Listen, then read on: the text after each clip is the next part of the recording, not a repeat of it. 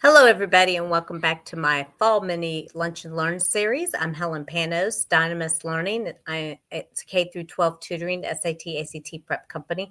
We do executive functioning and advocacy as well. So I'm on here today. My guest could not make it. She had a death in the family. So I am taking over for today's Facebook Live, and it's all about helping kids navigate change in executive function way.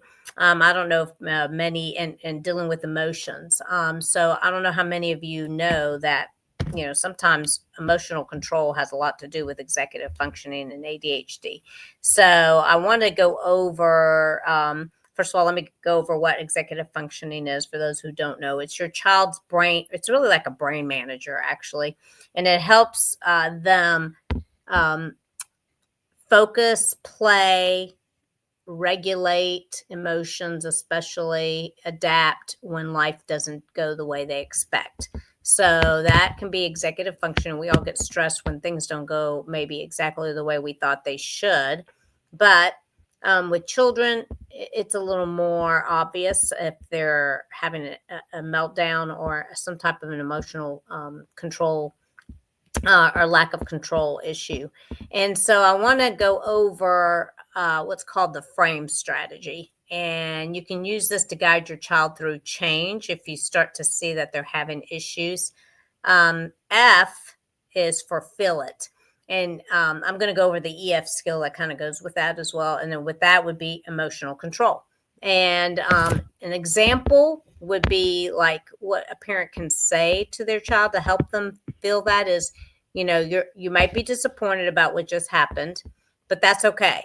And just counsel them on how are they feeling about it, and just kind of just you know try to calm that situation down. So F is feel it.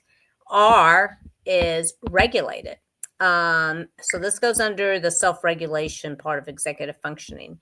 And what you can say as a parent when a situation occurs, you could just say, let's do 5 balloon breaths, or just take 5 balloon breaths, are more for little kids. But if you just want to say, take some deep breaths for a few minutes, close your eyes and take some deep breaths, that would help with that. A, acknowledge it. And in terms of executive functioning skills, perspective taking is pretty much what this falls under. And you could say something like, you really wanted that to happen, and just kind of calm the situation down again. But just basically say, well, this, reiterate what the situation was that occurred, and then say, well, I think that's really what you wanted to happen anyhow, right? In the end, this is what you wanted as a result of it. And then M is map choices. That falls under the cognitive flexibility skill. And you could say things like, we can do this or this next. What can you do next to kind of calm the situation down, or just give them choices, actually, is really what this is about, because it's mapping choices. So we could do this to try to solve it, or this, and give them some ideas and choices. No matter the age of the child, the adult intervening in this way is a good thing. And this is what executive function is kind of all about, because everybody does not have the skills to do this, right? E is expect and practice.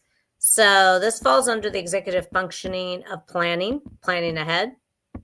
And the script could sound something like, next time we'll make a backup plan together, because that's all about planning ahead. So if this doesn't happen, what else could we do? Just as a plan B. I like having plan Bs myself. So 2 quick executive functioning activities you could do with really young kids is what's called traffic light feelings. And, every traffic light has a red, yellow, and green, of course, in colors. But the red in this case would be, and you can make like a traffic light if you want in the child's bedroom, and they can see it, or put it in your living room. The red would be, I need help. They can flash that on. I'm sure you can get traffic lights in this day and time, actually, on Amazon. Yellow, I'm frustrated, but I'm trying.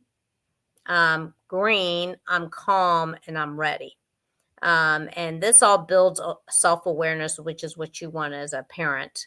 And it helps your child name the emotions before they overflow. So if they, are aware of them before they start getting the emotions, then they can at least name them and realize that that's what they're there before they go kind of berserk. So the challenge or the change ladder is draw or post this. You could post this kind of ladder. I guess I call it the frame strategy. And you could say breathe. You can give it a name actually and say Sally or whatever you want to call it. And you say Sally, breathe, breathe, say what you want, and then pick the next step and help your child sequence these steps to regulate and recover. So it's like a name of this thing, whatever the situation is, breathe, say what you want, and pick the next step. That all goes back to the frame, which is feel it, regulate, acknowledge, map choices, expect, and practice.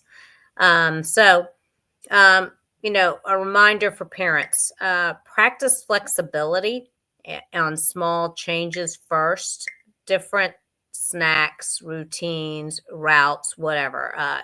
Flexibility is good so that kids can get used to changes, right? Because if they have a same routine, that's good in a sense, but it's also can be not so good for kids with ADHD and executive functioning. You want them in a routine, but then you also want them to get used to, if they're having this emotional control issue or regulation, you want them to get used to changes and flexibility, and having them be more flexible toward things that happen. So model calm language. That's another thing parents can do is, say something like, that was unexpected, and let's pivot, or if you don't like the word pivot, let's kind of look at the situation and see what else could have been done. So we know ahead of time for the next time. And then that way they can identify that situation, right?